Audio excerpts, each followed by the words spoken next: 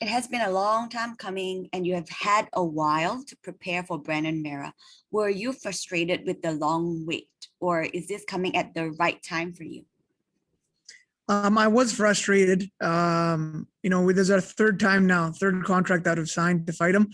So I was frustrated because I was hoping to do this a year ago, but the whole world has to adjust because of the pandemic, and we're no different. Many people are losing their lives and livelihood because of this. So the fact that I get to do it now, I'm happy for that, and it's much less a disruption than other people are facing in their life comparatively. So I'm happy I'm here, and timing's everything. Honestly, this camp has been amazing, and the growth I've made over the last year has been amazing. Growth I wouldn't have had a year ago. So that's internally, that's strategically, and I think that's gonna be a big difference in this fight. How did you prepare, to fight a guy like Brandon Vera? What work did you specifically put on, for this fight? Well, look, Vera, you have to give him credit. He's a very experienced fighter.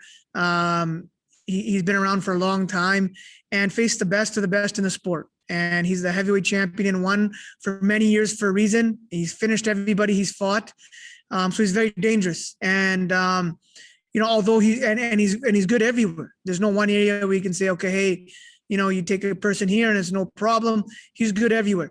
But above all that, it's his kickboxing stands out more than anything. So we really focused in on this.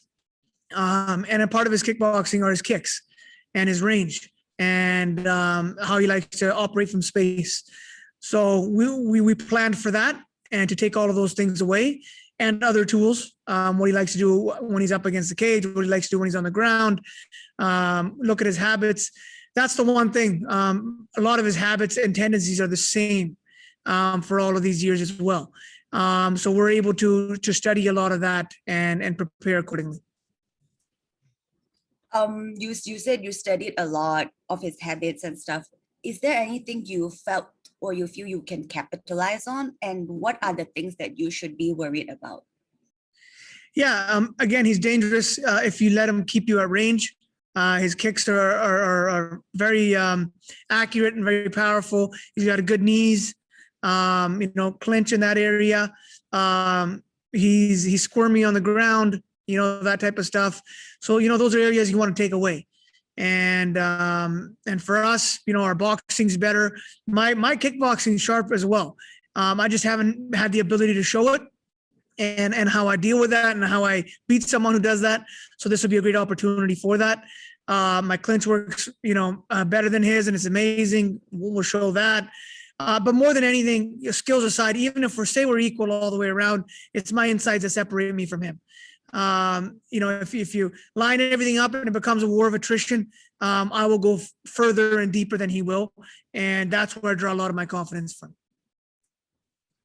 Because you mentioned that you're a great striker, but obviously Brandon is also quite a strong striker. Do you think you are ready for his level of striking, and how would you rate your striking compared to his?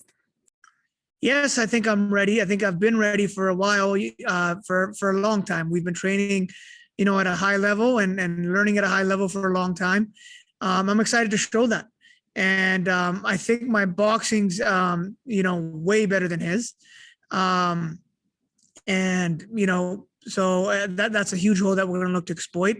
And then, it falls right in line with my grappling range.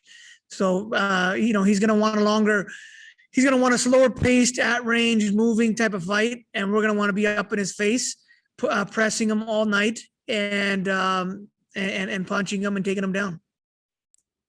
Talk about representing India on the global stage of martial arts competition. Is becoming the first Indian world champion in MMA something that's important to you? Absolutely. Being a world champion is most important to me, and the fact that I have the ability to make history and be the first is very, very important. One, for myself and my legacy, and two, just for the next generation to wake up then, and other wrestlers from India and other martial artists from India to understand this is possible for them. So that's important for me, definitely. Do you think about Ritu Phogat, your fellow Indian contender in one championship? She's going to be representing India also in the atomweight Grand Prix. Yeah. Yeah. So I am ready to get this gold and be the king of Indian MMA, and Ritu will be the queen of Indian MMA. She has an amazing amount of talent. She's been competing at a high level her entire life. Her family, very accomplished international athletes, and you can't teach that. She's been doing that, her entire life, right? So she knows how to win. She knows how to lose. She knows how to deal with adversity. She knows how to be a professional, act like one, train like one, and she takes it seriously. So, and more than anything, her story really resonates with the country. So, with females, with all martial artists, when she runs through this Grand Prix, she's going to do amazing things for the sport and for India. And the other part of all this, being a wrestler, she's used to tournaments. She knows how to work through a bracket, focus on, one fight at a time and how to win through that. So that's something none of those girls in that bracket have. So I'm excited for her to work her way through this tournament and become the queen of Indian MMA. Great, man. Let's talk about the heavyweight division, right? Umar Kane, or also known as Rook, has been gaining quite a bit of attention. What do you think of him as a fighter? Is he someone you see yourself fighting in the future? Rug, yeah, I think he's going to take over Alan's spot on the Instagram. I think he's got to move over the Panther. We've got a new, bigger, badder Panther in town. He looks good, that's for sure. And he's still green, but he's developing. Obviously, he's got a great wrestling base and a fan base in Africa at a time where there's, African champions and other promotions, and the sport's looking to blow up in the coming year or two here. So Rug's in a beautiful position to do that for Africa as well, for our company. I'm excited to see kind of what happens there with him. For me, my eyes are squarely focused on Brandon Vera. You could ask me after the fight what I'm thinking about next steps. Until then, there's nothing. There's only Brandon Vera, and that's April 29th. Great. What about Amir Ahlbar's knockout loss to Kang Ji-won? Were you surprised by that? Hey, that guy is the Iranian killer. They call him that for a reason. If they don't now, they will. I like that guy. He was set up to lose. So he took out two of those guys within a month. Big respect to him. And how he did it was great. I don't understand Akbar. He comes from the wrestling background where you're supposed to be humble and you work hard. And we never had social media coming up. So I don't know. He needs to get off of social media and get back to real life and back in the gym and do some real stuff and start winning. So I was happy to see that for the Iranian killer. Great. Now back to Brandon Vera, right? What do you think his strategy is going to be this April 28th or 29th in Asia? It's going to be to rely on his kickboxing for sure. He joined another gym, which is renowned for their kickboxing. So he's going to look to focus in on that, keep his range. He's longer, and work his kickboxing. That's what's going to be his game plan. Work his clinch and try to stay off the cage, and that's it.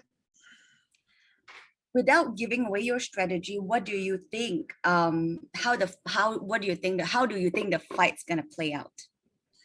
Telling you how the fight's going to play out is giving my strategy. So I'll do both for you. He's going to try to keep me at range. He's going to use his kicks. He's going to switch stances. He's going to be on his back foot. He might spaz a few times. He might come forward a little bit, but that's what he prefers. He's going to try to stay off the cage. I'm going to come forward. I'm going to cut him off. I'm going to keep it within inside of the kicking range. I'm going to hit him in the face early and often. And he's going to either stand there and get hit, or he's going to back up into the cage, and mixing in takedowns within that. And we're going to do that all night, 25 minutes. We're going to do that all night, and we'll see how long he lasts. Sounds good, man. Before we let you go, I have some rapid fire questions for you, just for fun. If you have one superpower, what would it be? To teleport. Teleport. Favorite country to visit? India. India. What's the one food you can't live without? Indian food. If you weren't a fighter, what would you be doing for a living? If I wasn't a fighter, what would I be doing for a living? Yeah. I've been doing this. I don't know. I wouldn't be probably real estate. Real estate, great. Outside of fighting, what is your hidden talent? Outside of fighting, what is my hidden talent? Yes. What is my hidden talent outside? Being a great dad. Nice. What's the craziest thing you've ever done? I don't know if I can say that. Try it. Let's say, what is one of the craziest things I've ever done? What do I want to? What are one of the craziest things I've ever done? Huh? Yeah, this is crazy. You're trying to get me in trouble here. I don't understand. This goes against the ONE values. I have to think about this one. You can edit out if it's so bad. Yeah, then it's out in the world. Craziest things I've done, I will say, decided to fight. I think it's a crazy thing to do, to decide to be in a cage against another trained assassin.